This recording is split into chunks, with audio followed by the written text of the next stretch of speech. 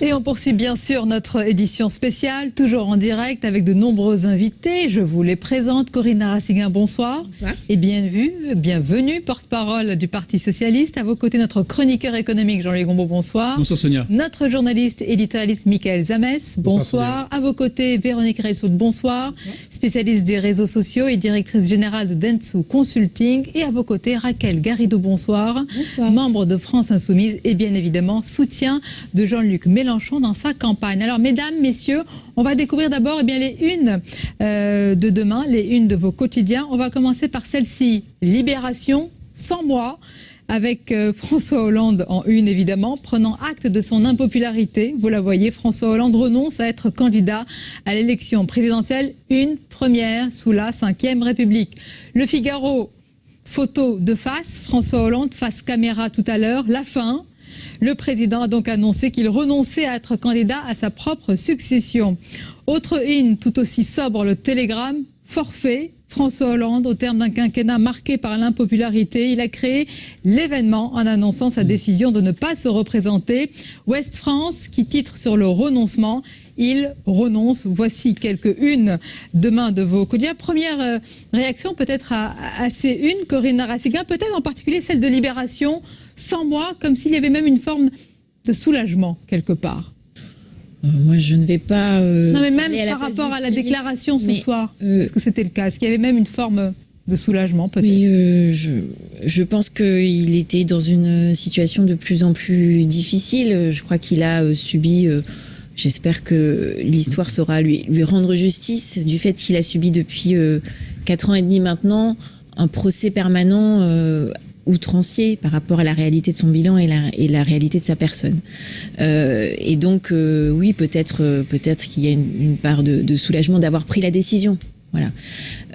Mais je pense que c'est surtout le signe d'un énorme sacrifice personnel de quelqu'un qui choisit de mettre d'abord l'intérêt de la France, parce que ce qui est en jeu, c'est dans l'élection présidentielle, c'est de ne pas obliger la France à choisir entre François Fillon et Marine Le Pen au deuxième tour de l'élection présidentielle, et donc de ne pas participer par ce Hollande bashing outrancier à une fragmentation de la gauche qui l'empêcherait d'accéder au deuxième tour de la présidentielle. Raquel Garrido, quelle est votre réaction? Et je posais la question tout à l'heure à un représentant du Front National, mais on va la poser à toutes les représentants des composantes politiques. Est-ce que vous ne perdez pas malgré tout ce soir votre meilleur adversaire, votre meilleur ennemi, celui qui peut être le plus facilement caricaturable dans cette campagne?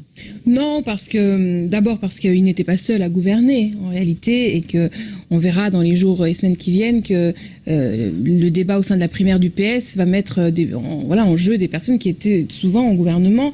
Donc là-dessus, il ne faut pas, par un jeu d'ardoise magique, que le départ de François Hollande exonère tous les autres de leurs responsabilités. Et deuxièmement, parce qu'en fait, notre adversaire, il n'est pas vraiment là. Notre adversaire, c'est un système, la monarchie présidentielle, qui a abouti à cette concentration du pouvoir qui, elle-même, donc, a permis de développer une politique contraire au haut engagement et qui aboutit à 6 millions de chômeurs, 9 millions de pauvres, 50% des citoyens qui ne votent plus, des lois adoptées par le 49-3. Donc, en fait, notre adversaire, du point de vue de la campagne Jean-Luc Mélenchon, c'est plutôt l'abstention.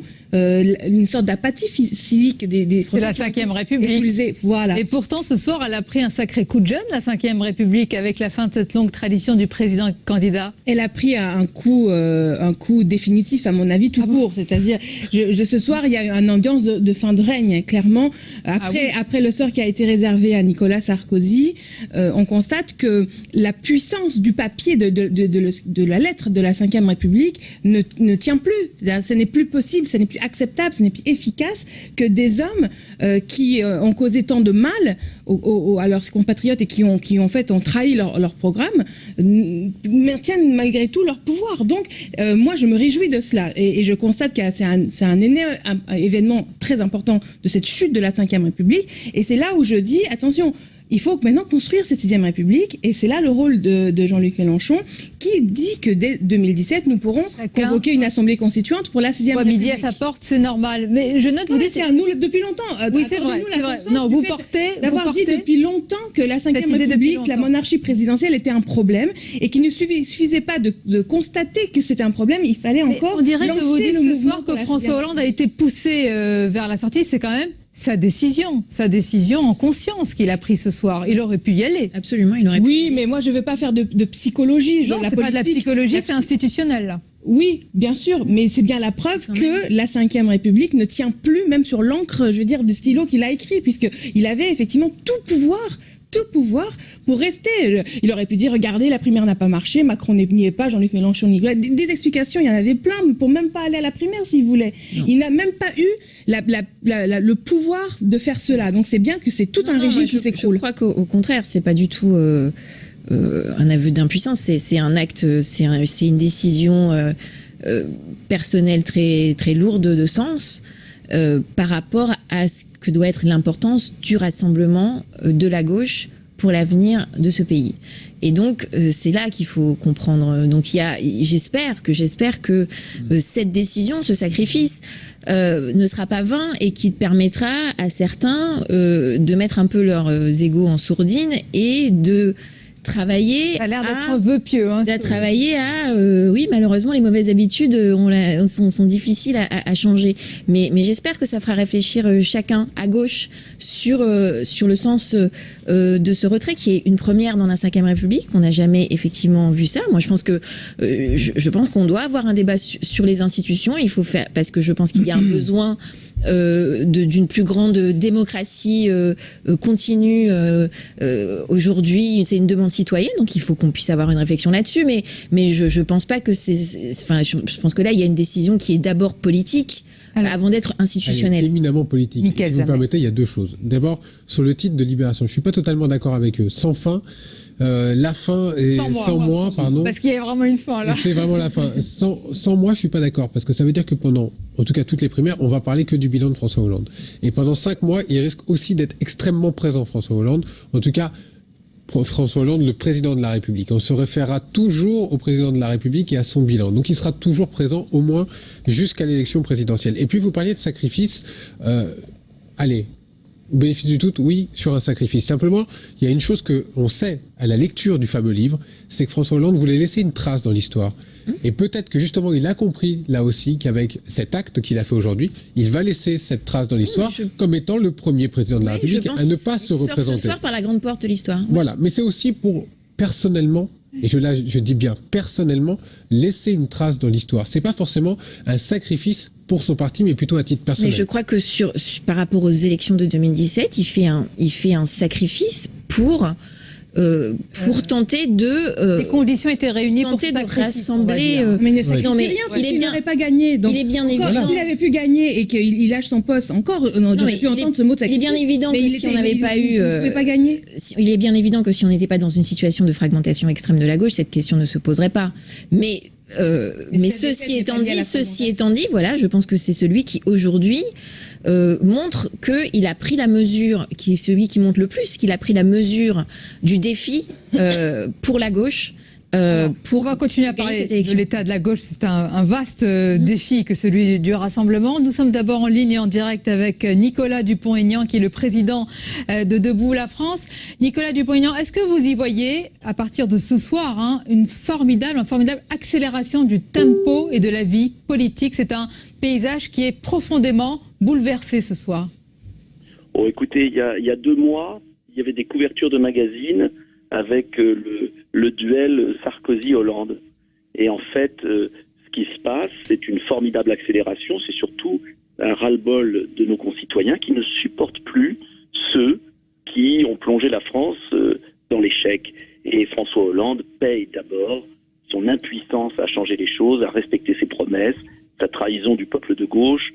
Et la réalité, c'est que c'est la politique qui est menée par François Hollande. C'est la politique d'impuissance qui dépasse d'ailleurs simplement la gauche, qui est en place depuis 20 ans. Et je pense que cette disparition de François Hollande imposée, parce qu'on parle de sacrifice, simplement il a compris qu'il aurait été battu à la primaire, ce qui aurait été déshonorant pour lui. Et simplement, cela veut dire que les Français commencent à reprendre le pouvoir, que les Français n'en peuvent plus. Et c'est pas les doublures, que ce soit à droite avec François Fillon ou à gauche avec Manuel Valls, qui vont changer quoi que ce soit, parce que ce qui est en cause, c'est la politique menée, c'est la soumission à une mondialisation inhumaine, c'est le pouvoir de Bruxelles qui dicte tout, c'est le besoin des Français d'une alternative politique. Alors maintenant, la question, c'est de savoir laquelle. Et moi, je suis candidat. Oui, bien sûr, vous êtes candidat, ça nous le verrons à l'épreuve, je vais dire, de la campagne. Mais Nicolas Dupont-Aignan, pardonnez-moi, est-ce que vous reconnaissez, malgré tout, plusieurs alternatives. Et il y en aura à gauche, sans doute aussi. Est-ce que vous reconnaissez, malgré tout, même si vous évoquez une décision qui est poussée par la réalité de l'état et de la situation, est-ce que vous reconnaissez une décision digne, empruntée de dignité ce soir, malgré tout ? Le discours fut digne.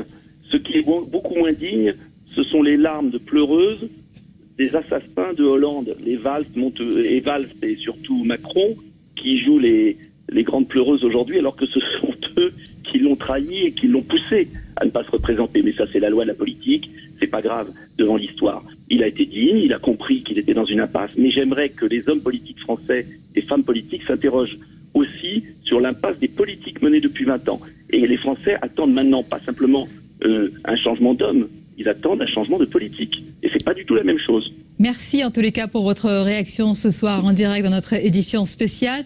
On va évoquer dans quelques instants, Jean-Luc Gombault, ce bilan que François Hollande a dressé lui-même, donc forcément élogieux. Mais d'abord, Véronique Reilsout, est-ce que vous pourriez nous faire un bilan en quelques mots de ce qui s'est passé ce soir? On l'a dit, un moment politique très fort, une première, c'est inédit. On a sorti tous les grands mots pour évoquer cette situation. Que disent les réseaux sociaux? Déjà, c'était tellement inédit que ça a quand même mobilisé tous les internautes. C'était entre 20h et 22h, il y a eu plus de 212 637 messages, très précisément. Plus de 90 000 personnes qui se sont mobilisées. Donc un sujet qui a passionné en tout cas les internautes et en tout cas sur Twitter. Avec un pic, on le voit, un pic à 20h06, 20h12, j'ai noté, c'est le moment où François Hollande Évidemment. Mais après, ce qui est intéressant, c'est que ça ne descend pas, enfin ça descend beaucoup, mais après c'est resté assez constant. Alors après, qu'ont dit ces fameux 90 000 personnes? Eh bien, globalement, les mots qui ressortent le plus sont le mot lucidité, le mot échec, les mots renouvellement et dignité. Et globalement, on peut dire que ce qui ressort en gros, c'est l'homme est perçu comme sympathique. Finalement, il y a eu beaucoup de messages de sympathie pour François Hollande, pour l'homme lui-même. Mais par contre, globalement, c'est l'homme est sympathique, mais il n'était pas à la hauteur de son poste. Donc on va enfin de nouveau pouvoir l'aimer parce que ça n'était pas un bon président, mais c'était un homme sympathique. Ensuite, le bilan dressé par le candidat est jugé un peu décalé, voire totalement décalé par rapport à la réalité des Français et une démonstration du fait qu'il était un peu déconnecté. Beaucoup de messages autour de ça. Une projection sur la suite, évidemment. Donc, on parle beaucoup de Monsieur Valls, entre autres.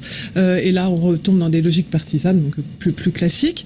Et puis, globalement, on va dire que les internautes n'ont pas forcément été très surpris, contrairement aux observateurs. Visiblement, ils s'y attendaient. Mais par contre, ils ont été étonnés du ton. Ils ont trouvé que le ton était quand même assez triste et finalement empreint d'une forte émotion qui les a touchés. Et puis globalement, ils ont beaucoup salué aussi le fait qu'en 15 jours, on a vu la fin du chiracisme, du sarkozysme, du hollandisme, et donc finalement 3 personnalités de tout premier plan qui disparaissent des élections. Et donc d'où le mot renouvellement. D'où le mot renouvellement. Et donc ils disent voilà, c'est une nouvelle ère qui se profile et tout va être possible. Et donc voilà. Mais le mot lucidité était fortement repris. Après, c'était intéressant aussi, juste 2 petits points qui étaient de regarder le nombre le message le plus retweeté, c'était celui de François Hollande, qui a été retweeté plus de 7900 fois, qui a été liké plus de 3000 fois et qui a eu beaucoup de réponses. Le fameux aussi, j'ai décidé de ne pas être candidat au renouvellement de mon mandat.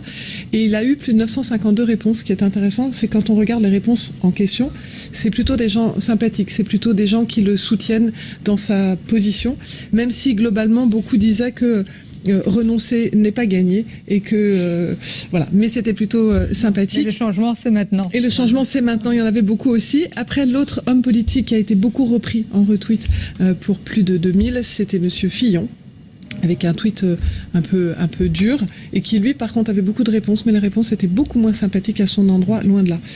Et donc Et en là- trending topic ce soir aussi, il y avait le passage de Jean-Luc Mélenchon à TF1. Oui, tout à fait. Puisqu'il se trouve par le hasard du calendrier que Jean-Luc Mélenchon était aux 20h au JT de TF1. Et il a réagi Et il a quasiment. réagi Oui. immédiatement dans la foulée. On de a la- Utilise le mot qu'il était échec, candidat. du coup. Et voilà, donc... Jean-Luc Gombeau vous réussite taquine sur les un petit réseaux. peu. Ah, pardon, j'ai pas entendu. Il est bien candidat, Jean-Luc Mélenchon, il n'y a pas de renoncement, évidemment. C'était une Ah, blague. surtout C'était une pas. blague. Surtout Surtout pas. pas. Et on va parler justement Plus que de jamais. ce paysage politique bouleversé. Mais un mot quand même, Jean-Luc Gombeau. On va écouter ce qu'a dit François Hollande sur son bilan. Comment il a présenté, comment il a vanté ce bilan. On l'écoute. Les comptes publics sont assainis, la sécurité sociale est à l'équilibre et la dette du pays a été préservée. J'ai également voulu que notre modèle social puisse être conforté, parce que c'est notre bien commun. J'ai fait avancer les libertés.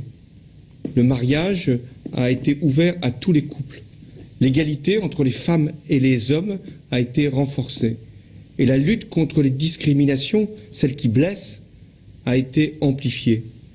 J'ai également modernisé notre démocratie avec la réforme territoriale, celle dont on parlait régulièrement et qui n'était jamais faite, avec la fin du cumul des mandats et avec également la transparence que j'ai imposée à tous les élus, à commencer par moi-même. Jean-Luc Gombeau, voilà pour le bilan vu par François Hollande. Il espère aussi qu'après quelques jours, quelques semaines, peut-être quelques mois ou quelques années, les Français verront différemment ce bilan. Est-ce que c'est un vœu pieux ou ça peut être une réalité? Alors, d'abord, qu'est-ce qu'un bilan?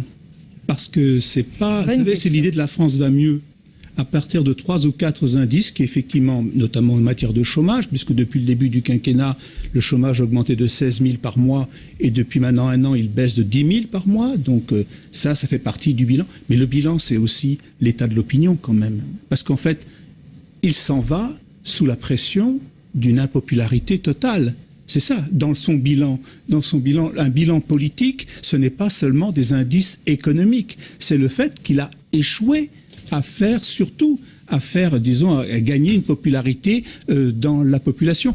Vous disiez tout à l'heure, première fois qu'un président ne se représente pas. C'est une première mondiale. C'est-à-dire, le seul exemple que je connaisse, c'est Lyndon Johnson, qui ne s'est pas représenté en 1968 parce qu'il était embourbé dans la guerre du Vietnam, tant qu'un peu Hollande est embourbé d'une manière ou d'une autre dans la question du chômage, et en plus il est atteint du cancer, mais autrement, tous les présidents, j'ai regardé pas tous les petits pays, mais les présidents se représentent toujours. Quand c'est permis. Hein? Quand c'est permis, parce que... Ah oui, non, mais Il y a beaucoup bien de entendu, pays qui ne l'autorisent même il y a pas, même hein. au Chili, il y a qu'un mandat, etc. Mais quand c'est possible, on se représente toujours. Et c'est ça Donc qui est c'est quand un même avant extra. et un après Pour ça que quasiment dans le monde. Moi, encore ce matin, j'ai dit, il se représentera. Voilà, la trace Ce dans n'est pas- l'histoire. Pardon C'est la trace dans l'histoire dont C'est- on alors, parlait. oui, comme la démission de Benoît XVI, en quelque sorte. D'accord. Proportion gardée, s'il vous plaît. Non, mais en fait, c'est une trace un peu C'est une bizarre. abdication, comme celle d'Édouard VIII, non Édouard VII, Ça ressemble plutôt, par exemple, non mais le fait qu'un l'oncle, sérieusement, oui. le président s'en aille sous la baisse d'une impopularité, j'estime que c'est le triomphe des sondages quelque part. C'est absolument extraordinaire. Quand De Gaulle s'en va, il voit bien qu'il est impopulaire. Qu'est-ce qu'il fait? Il fait un référendum et il dit si vous ne dites pas oui à mon référendum, je m'en vais. Mais il part pas sous l'idée d'une impopularité. Et ça, c'est quand même extraordinaire. Et on attend peut-être une deuxième démission, peut-être dimanche, de Matteo Renzi après le référendum. Il n'est pas exclu qu'il soit aussi contraint à une démission. Donc, pour ce qui est du bilan, je crois que, mis à part ce qu'il a dit sur la dette, qui n'est pas très compréhensible, la dette a été sauvegardée ou je ne sais quoi, je ne sais pas ce que ça veut dire, la dette a quand même augmenté. Le chômage a quand même augmenté. Les comptes publics, effectivement, le déficit budgétaire français s'est réduit puisqu'il l'a pris à 4,8, il le quitte à 3,3. Donc c'est quand même une amélioration, mais sur la base d'une hausse fiscale considérable. 45 milliards de plus d'impôts sur les ménages, 20 milliards de moins sur les entreprises. C'est quand même... le bilan, s'il était si brillant, enfin il lit pas d'ailleurs qu'il est brillant, il a l'air de présenter ça comme un bilan plutôt honorable en fin de compte, qui fait par contre. Enfin, dernier mot que je voudrais dire, je pense que Sarkozy a déçu son électorat. Mais le problème de Hollande, et c'est pour ça qu'il annonce sa démission, sa non-reconduction, sa demande de non-renouvellement de son mandat, en disant je suis socialiste. Et il dit juste à la fin de la phrase qu'il ne se représentera pas. Parce que pourquoi ? Là où il a été touché, vraiment touché, c'est sur cette idée c'est pas qu'il a déçu, c'est qu'il a trahi. Et ça, dans son électorat, dans une partie de son électorat, de manière injuste sans doute, cette idée comme quoi vous avez trahi, alors que Sarkozy, personne ne lui a dit ça, vous avez déçu, etc. Et ça a dû le toucher énormément. C'est vrai que Michael Samès, il pourrait y avoir ce coup de canif, perçu comme tel, en tous les cas, par l'électorat, le peuple de gauche, comme on dit, par rapport à François Hollande. Ça fait 5 ans que ça dure. 5 ans que le peuple socialiste dit que François Hollande a déçu, a trahi le peuple socialiste. Et c'est pour ça qu'il y a une fracture au sein de la gauche, c'est pour ça qu'il y a eu les frondeurs, c'est pour ça que ce parti s'est fracturé. C'est pour ça également aussi que Manuel Valls a dit qu'il y avait deux gauches irréconciliables. Aujourd'hui, cette gauche du pouvoir, comme il l'a appelé, la gauche qui ne veut pas gouverner, ça a été au minimum 3 ans que l'on connaît ça aujourd'hui, avec de nombreux textes, on ne va pas les rappeler ici. Et le problème de cette primaire, si Manuel Valls y va, c'est qu'il va devoir être confronté notamment à Arnaud Montebourg, et ces deux gauches irréconciliables, c'est aujourd'hui qu'on va les voir s'affronter ensemble. Plus évidemment avec Jean-Luc Mélenchon en dehors de la primaire et Emmanuel Macron en dehors de la primaire, et des communistes derrière lui. La gauche, elle est encore plus fracturée que jamais. Et peut-être que là-dessus, c'est là-dessus que François Hollande sera aussi comptable d'un bilan, c'est de cette gauche finalement totalement fracturée. Corinne Narassiguin, je vous laisse répondre. Et une question... C'est pas une question si je vous demande est-ce que vous souhaitez que c'est à lui qu'appartient sa décision, mais qu'il s'engage, c'est-à-dire qu'il passe, si vous voulez, le relais, le bâton à quelqu'un au sein de son parti socialiste pour porter la suite, parce qu'il va falloir le défendre, ce bilan, malgré tout. Oui, mais il y aura quelqu'un pour défendre le bilan. Je pense que... Il n'a pas cité Manuel Valls. Tout le monde sait... Oui, mais je pense que c'était pas l'occasion. C'était pas l'occasion, et je pense que sa déclaration était très bien, parce que je pense que justement, c'est à Manuel Valls maintenant de prendre sa décision. Il doit y avoir aussi une discussion au sein du courant majoritaire pour que on se mette d'accord sur le fait qu'au final, on n'est qu'un seul candidat du courant majoritaire. Pour défendre le bilan de François Hollande. Moi, je pense que c'est celui qui s'est le plus clairement imposé comme étant l'alternative évidente à François Hollande s'il ne se représentait pas. Donc maintenant, c'est votre candidat. Moi, je suis porte-parole du Parti socialiste. Oui, et lui, aujourd'hui, et donc on est aujourd'hui dans le début de déclaration des candidatures à la primaire, et donc j'ai un devoir de réserve de ne pas faire campagne pour l'un ou l'autre qui sera dans cette primaire. Donc sur les plateaux de télévision, je m'abstiendrai de faire campagne pour l'un ou l'autre. Mais en dehors, vous avez votre avis qui est déjà après, moi je pense que c'est dans l'intérêt du courant majoritaire, et Jean-Christophe Amadius l'a dit, qu'on s'assure qu'il n'y ait qu'un seul candidat pour porter ce bilan, pour le défendre. Et je pense j'espère qu'on pourra en parler plus rationnellement, parce que il y a eu des choses réussies, il y a eu des choses, je l'ai dit plusieurs fois ici sur ce plateau, il y a aussi eu des ratés. Je pense qu'il faut qu'on puisse montrer ce qu'on a compris de ce qu'on a raté, qu'on puisse mieux mettre en valeur ce qu'on a réussi, mais que surtout on puisse parler à partir de là de l'avenir. Et donc j'espère que le fait que François Hollande ait choisi de se retirer de cette course permettra d'avoir un vrai débat de fond, de qualité, parce que c'est ce dont on a besoin. C'est ce qu'on a vu avec la primaire de la droite. Si on veut créer une dynamique de rassemblement, de sortir de l'apathie par rapport à cet électorat de gauche qui est effectivement plongé depuis un petit peu trop longtemps, il faut qu'on puisse avoir ce débat de qualité qui réintéresse l'électorat de gauche à choisir son champion pour l'élection présidentielle. Un mot très très court. Vous parliez tout à l'heure de nom qu'il n'a pas cité. Il a cité quelque chose d'important. Il a dit « Je veux le rassemblement des progressistes ». Progressistes, il y en a deux aujourd'hui qui veulent incarner ce terme. C'est Manuel Valls et aussi Emmanuel Macron. On ne sait pas à quel des deux ce message était destiné. Ouais, Emmanuel Macron, je ne sais pas si c'est très bien où il habite maintenant, parce que depuis que Alain Juppé a été sorti, il a tendance à aller sur le centre droit, donc ça sera à lui maintenant de clarifier sa position. Raquel Garrido. Et vous dans tout cela? Oui, voilà. Je voudrais réagir à ce qui a été dit sur la trahison de la parole politique. Je pense l'impression de trahison, parce que je n'ai pas promis un jugement sur le président, mais sur le fait que c'est dans son électorat, c'est cette impression. D'accord. Alors moi j'ose, mais de toute façon peu importe. On ne fait pas le même métier. Ce que je voulais dire. Mon métier c'est avocat. En l'occurrence, je suis une militante politique, c'est vrai. Mais simplement la question du respect de la parole donnée en politique. qui est très importante, pour laquelle nos concitoyens aujourd'hui, à laquelle ils sont très sensibles aujourd'hui, franchement, ne concerne pas que François Hollande. Nicolas Sarkozy a souvent remis en cause la parole qu'il avait donnée.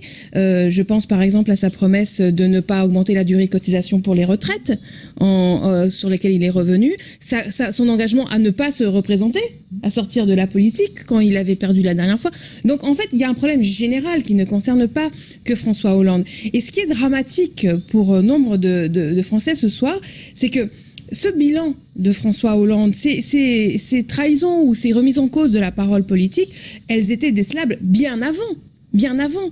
Et dans un système politique sain, dans une démocratie adulte, on aurait dû pouvoir soit le rectifier, soit le dégager pendant le mandat.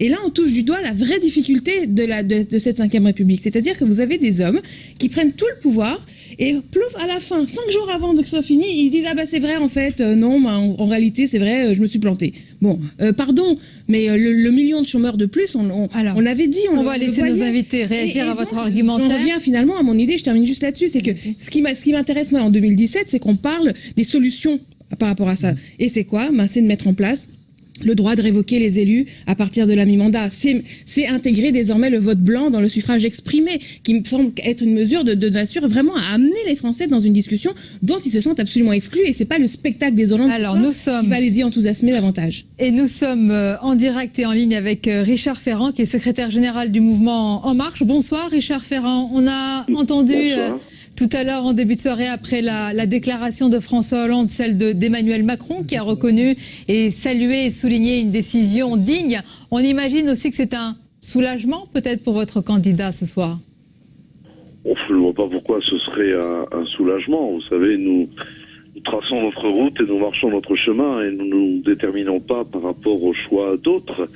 Je crois que le président de la République, ce soir, a fait montre d'une grande lucidité en prenant acte du fait qu'il avait compris que le pays ne le plaçait pas en situation de rassembler et donc de se présenter une nouvelle fois. Donc c'est à la fois lucide, courageux et sur la forme digne et humble. Et à partir de là, Richard Ferrand, à partir de demain, puisque nous faisons face, et surtout vous faites face à un paysage politique profondément renouvelé et bouleversé, comment vous allez adapter, j'allais dire, votre stratégie, votre campagne, votre regard sur l'éventuel candidat, le très probable candidat Manuel Valls ? Vous savez, nous n'avons pas adapté ce que nous faisons par rapport à d'autres. Nous travaillons C'est un peu le principe d'une campagne aussi.